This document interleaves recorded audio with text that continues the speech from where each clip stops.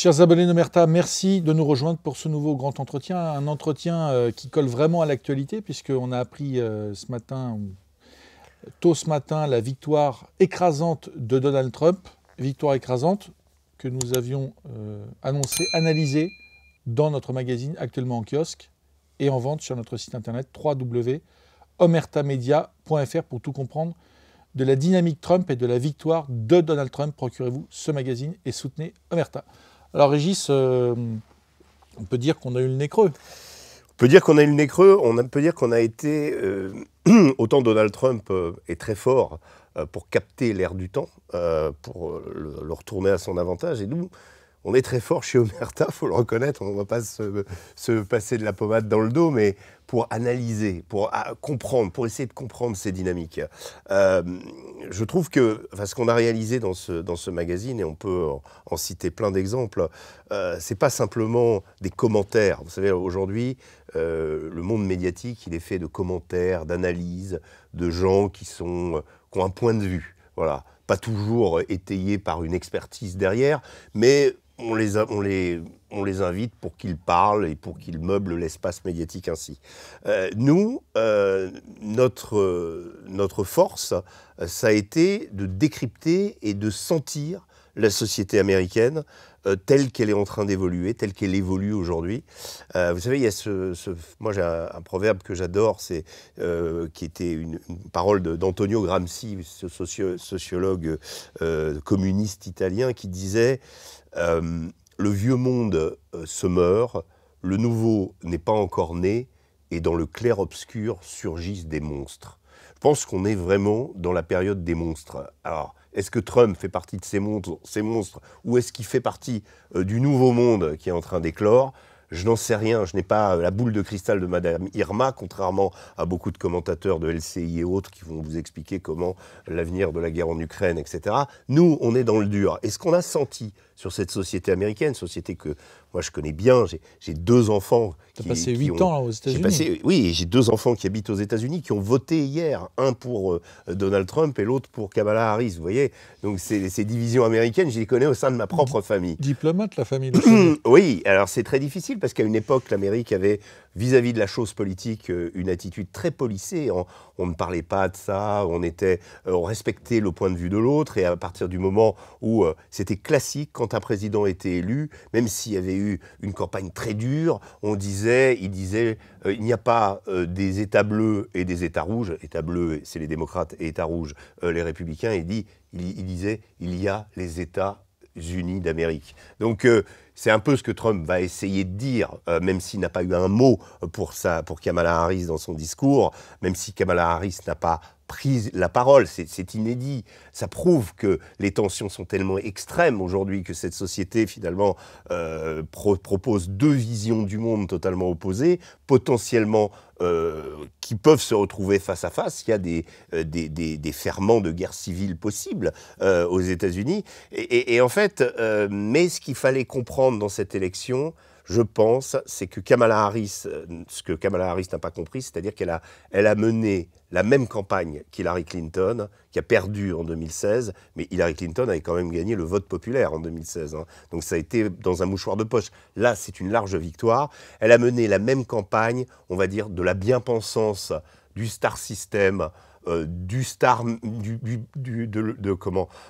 système politico-médiatique contre le sans-dent, pour reprendre l'expression, les sans-dents, pour reprendre l'expression propre à François Hollande, c'est-à-dire contre le peuple, en fait. Et Trump avec des choses assez simples, l'histoire de McDonald's, l'histoire du camion poubelle, l'histoire de l'écureuil Peanut qu'on vient euthanasier, que le pouvoir central tentaculaire vient neutraliser chez un habitant, alors que ce même pouvoir est incapable d'endiguer les vagues de migrants qui arrivent aux États-Unis. C'est vraiment l'idée que ce gouvernement est fort avec les faibles et faible avec les forts. Et donc, ça, les républicains ont joué sur du velours.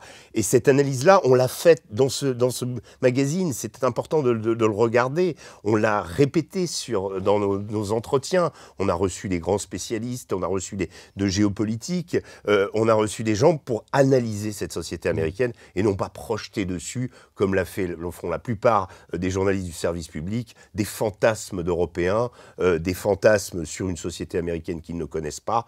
Et donc, quelque part, oui, on a eu raison. Non, parce que là, on dit Donald Trump a gagné, mais c'est pas il a gagné, c'est une victoire écrasante. Oui. Qu'est-ce qu'il a en plus en 2024 qui lui a manqué en 2020 pour se faire réélire, à ton avis ? Peut-être une certaine maturité. Vous savez, le pire ennemi de Donald Trump, c'est lui-même. Hein. C'est un personnage tellement central dans cette campagne, et ça, c'est une dynamique qu'il a su insuffler depuis plusieurs années. On pourra dire que sa candidate, son opposante, malheureusement, n'a pas eu beaucoup de temps pour s'affirmer. Elle était peu connue, elle était un peu, même complètement en retrait par rapport à Joe Biden, tout en étant vice-présidente. Donc, et puis elle n'avait pas laissé des souvenirs absolument impérissables en Californie quand elle y était procureure. Donc elle n'avait pas une histoire à raconter. Son histoire, c'était pas l'histoire de l'Amérique comme l'histoire de Barack Obama, père kényan, mère blanche, ayant vécu à Hawaï. C'était cette histoire d'une Amérique cosmopolite, mais qui reste fidèle à des valeurs et fidèle à une constitution. Là, chez Kamala Harris, il n'y avait rien de tout ça. Donc ça a été une candidature de substitution qui est arrivée très tard. Donc les démocrates partaient avec un handicap. Handicap dont Donald Trump a su profiter de façon incroyable. Donald Trump a su montrer aux Américains, je pense que l'apport d'Elon Musk a été considérable, celui de Robert Kennedy Jr. également, pour emporter ce vieil électorat démocrate blanc, on va dire. Anti-woke. Anti-woke, exactement. Donc Robert Kennedy Jr. sur les questions de santé, sur les questions d'addiction, sur les questions de Big Pharma, sur les questions, son opposition aussi au pouvoir de l'argent. Donc une certaine pureté idéologique du côté de Robert Kennedy Jr. Que les démocrates considéraient comme un complotiste anti-vax vulgaire, une sorte de mouton noir de la famille Kennedy. Des gens comme Tulsi Gabbard, dont on a peu parlé, qui était l'élu de Hawaï, qui est une ancienne officier de l'armée américaine qui a combattu en Irak et qui a justement une opposition à l'interventionnisme américain de toujours, qui a critiqué énormément cette guerre auquel elle a participé comme soldate. Et donc ça a amené beaucoup de voix, ça a amené une nouvelle vision du Trumpisme, dont on ne peut pas dire qu'il ressemble à un conservatisme classique, mais qu'il a la possibilité, c'est là où c'est très intéressant, de projeter l'Amérique dans l'avenir. C'est-à-dire qu'est-ce qu'on avait à la fois sur l'utilisation des médias, on va en parler, on va pas parler, on en parlera après de l'utilisation des médias et de ce que Trump a permis de faire. Mais surtout sur l'idée que l'Amérique, le dernier à avoir fait rêver l'Amérique en regardant les étoiles, c'était John Fitzgerald Kennedy qui disait « Je vais vous amener sur la Lune ». Il est mort avant, mais 8 ans plus tard, 8 ans après son discours, les Américains posaient le pied sur la Lune, faisant un volte-face incroyable dans la conquête spatiale face à leurs adversaires russes à l'époque, soviétiques, qui jusqu'à présent avaient gagné tous les défis d'aller dans l'espace.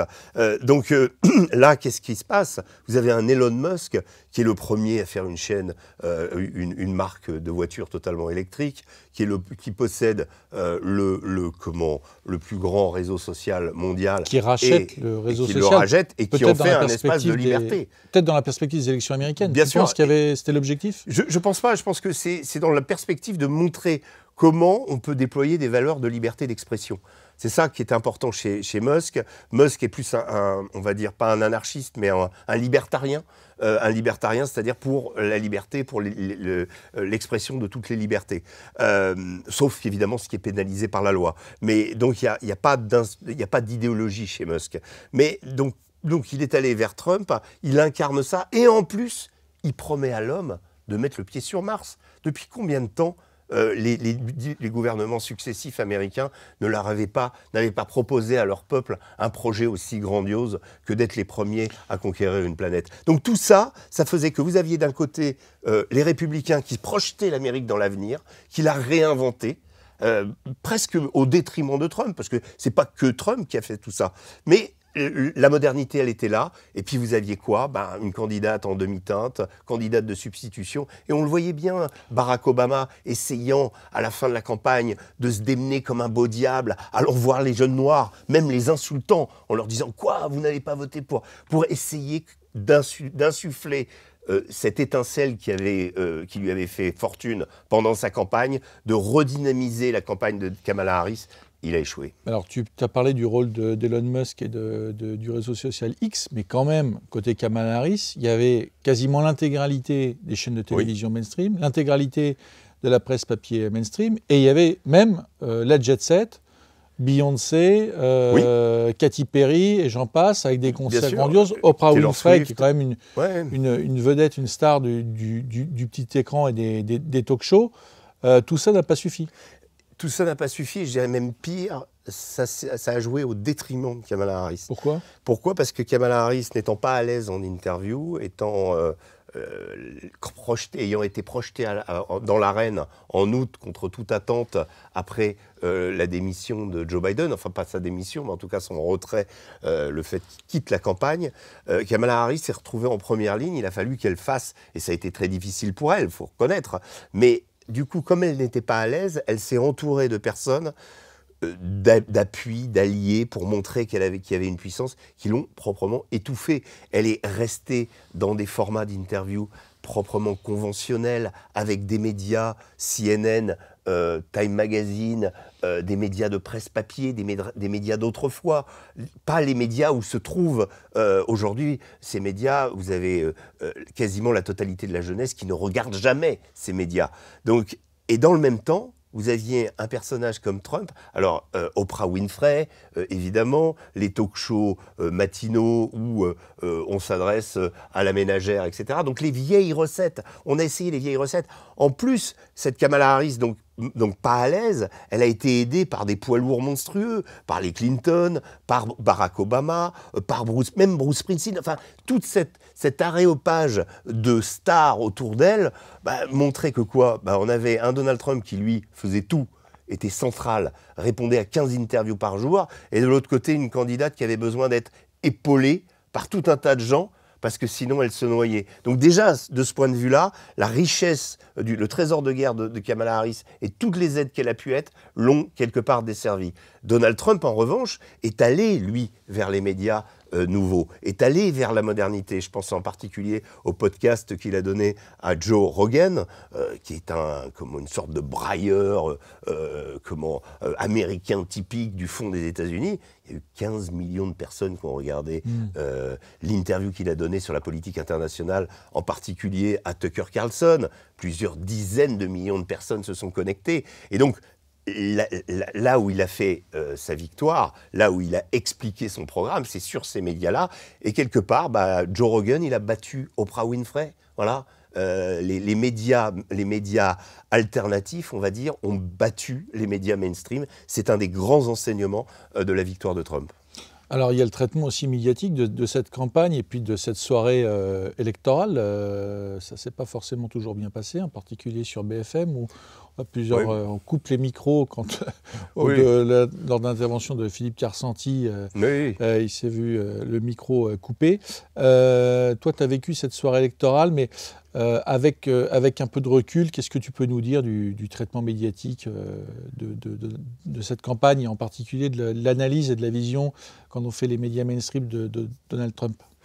Moi, je l'ai vécu, alors en partie sur CNews, ensuite je suis allé chez Éric Morillo sur Les Incorrectibles, deux styles, deux salles, deux ambiances, on va dire, mais voilà, une liberté de parole absolue dans les deux, c'est-à-dire on ne coupe pas, comme on dit, c'était Nelly Denac sur CNews entre minuit et 2h du matin, on faisait du commentaire avec Harold Iman qui lui est plutôt pro-démocrate, donc en fait, voilà, un plateau très équilibré où il y avait Philippe Carsanti. Bon, Philippe Carsanti a tendance à monopoliser la parole, mais plutôt que de lui couper le micro, on peut lui dire avant, écoutez, c'est plus à vous de parler. Enfin, il y a d'autres moyens de faire. Donc ça, c'était pas le cas sur CNews. Et ensuite, je suis allé donc chez Eric, continuer à parler. Là, c'était plus des interrogations un petit peu comme on est en train de faire sur le pourquoi du comment et ce qui est en train de se passer, parce que l'événement se passait en direct et Éric Morillo avait un correspondant aux États-Unis qui intervenait régulièrement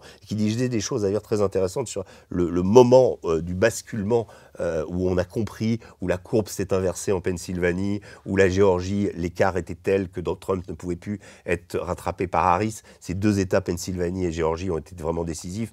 Quand j'ai vu cette courbe s'inverser, moi j'ai couvert plusieurs campagnes américaines, on sait très bien que ça ne repart pas en arrière et que c'est pas les derniers bulletins qu'on trouve dans les zones urbaines qui vont faire changer la tendance. Donc là, clairement, j'ai vécu une soirée électorale très intéressante. Moi, je critiquerais, mais je crois que nos auditeurs peuvent le faire par eux-mêmes, mais ce qui s'est passé avant, la énième tentative du fameux reductio ad Hitlerum, Trump égale Hitler, où on est allé jusqu'à fouiller les archives du Madison Square Garden, salle mythique de boxe qui accueille l'équipe de basketball de New York et dans lesquelles les Rolling Stones, Depeche Mode et tous les groupes qui comptent sur la planète musicale se sont produits dans des concerts absolument légendaires. Eh bien, il y a des pisse-froids,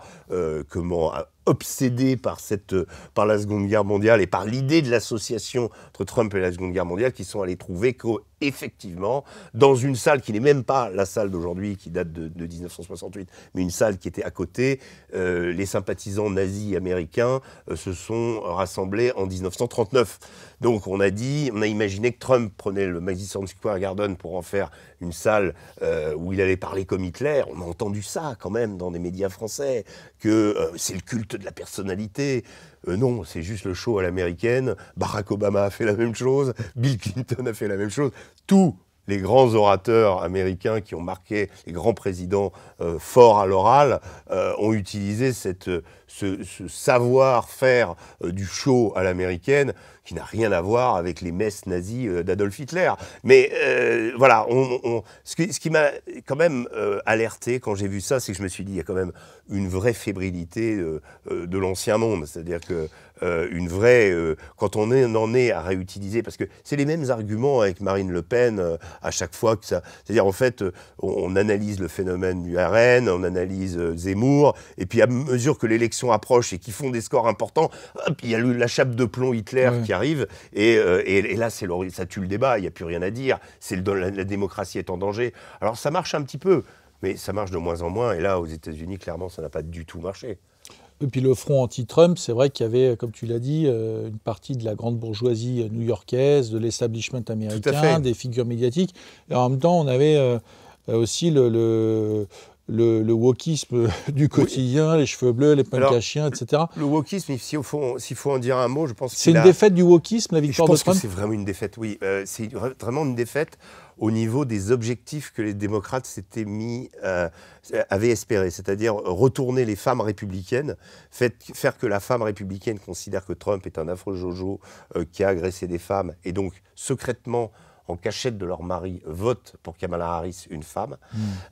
Également, rassembler les minorités autour d'une candidate noire, avec des origines diverses, indiennes, jamaïcaines, représentant une sorte d'Américain du futur, un peu essayer la même recette que Barack Obama, métisse, donc proposer cette Amérique-là. Et je pense qu'en fait, le wokisme a tout tué. Il a tué, pourquoi ? Parce qu'aux États-Unis, il imprègne la société, et il a imprégné, c'est en recul. Il y a des démocrates qui s'en sont rendus compte. James Carville, par exemple, est un opposant au wokisme, et il a dit plusieurs fois, nous ne gagnerons plus aucune élection si nous allons dans cette direction-là, si nous continuons à aller dans cette direction-là.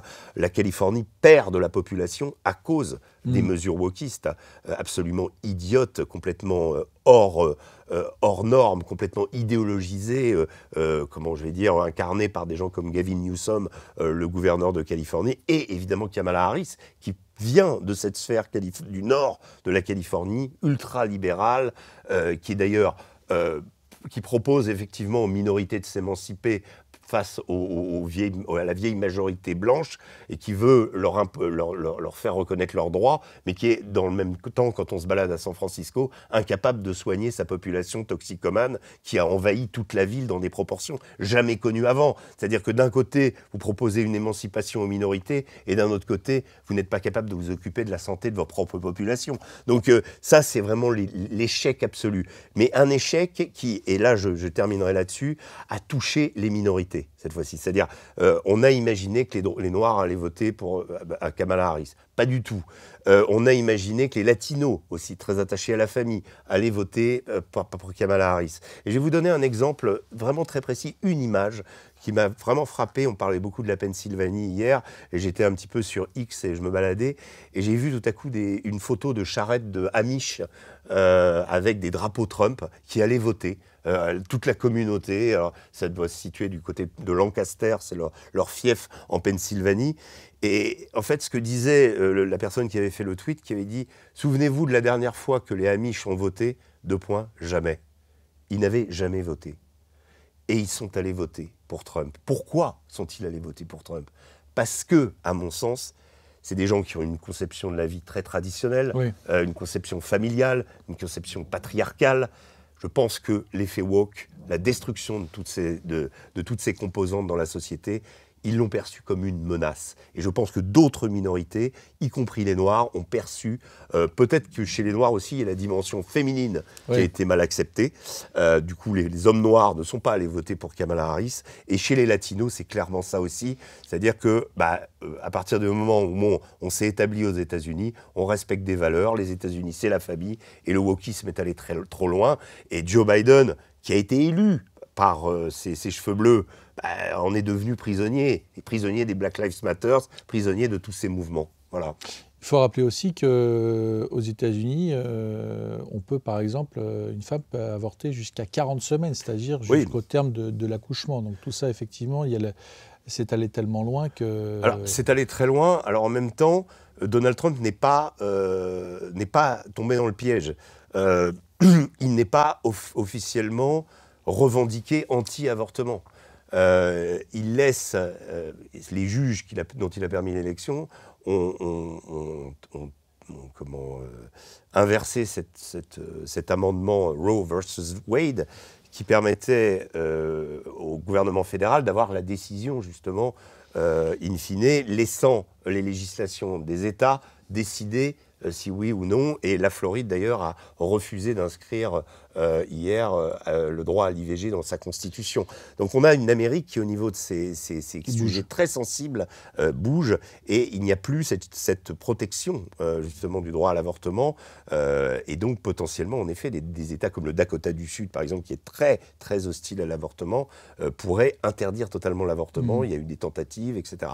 Donc c'est sûr qu'au niveau des droits des femmes, c'est un problème, mais Trump n'est pas allé, justement, a été très malin là-dessus, jusqu'à incarner cette droite chrétienne ultra qui voudrait imposer ça aux États-Unis. Et d'ailleurs, tu l'as dit, il a déjoué en fait les pronostics, puisque les démocrates, y compris d'ailleurs en France, la tendance qui soutenait la candidature de Kamala Harris, ont essayé de présenter sa candidature comme une candidature un peu racialisée pour les Blancs, etc. Il a complètement, en fait, il a ramené à lui un électorat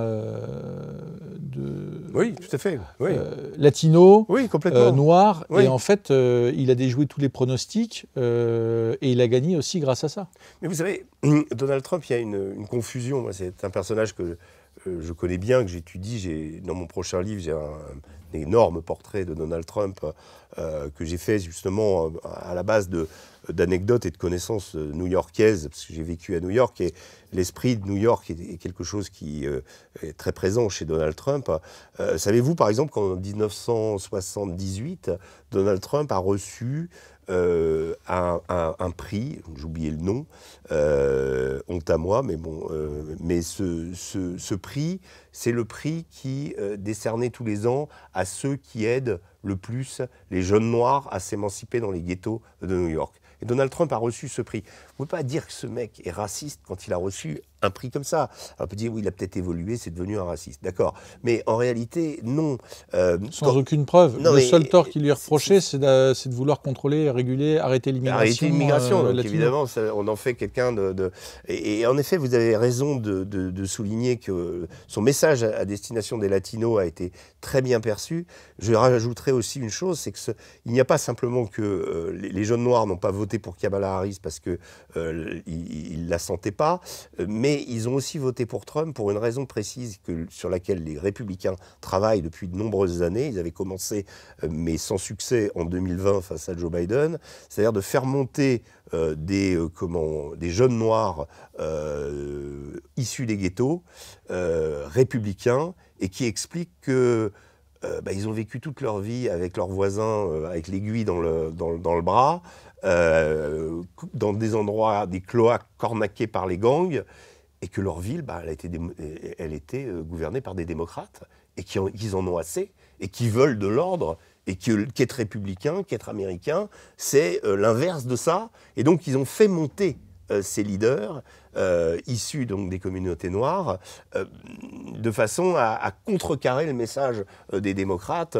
où, vous savez, à chaque fois qu'il y avait une élection, vous aviez le chouchou des Noirs américains, c'était Bill Clinton. Bon, là, il a essayé encore une fois d'aller voir ses vieux potes du fin fond de l'Amérique, etc. Ça n'a pas fonctionné. Voilà, mais ça n'a pas suffi. Alors, la communauté noire a voté majoritairement pour Kamala Harris, mais de façon moins importante qu'elle l'avait fait pour Joe Biden.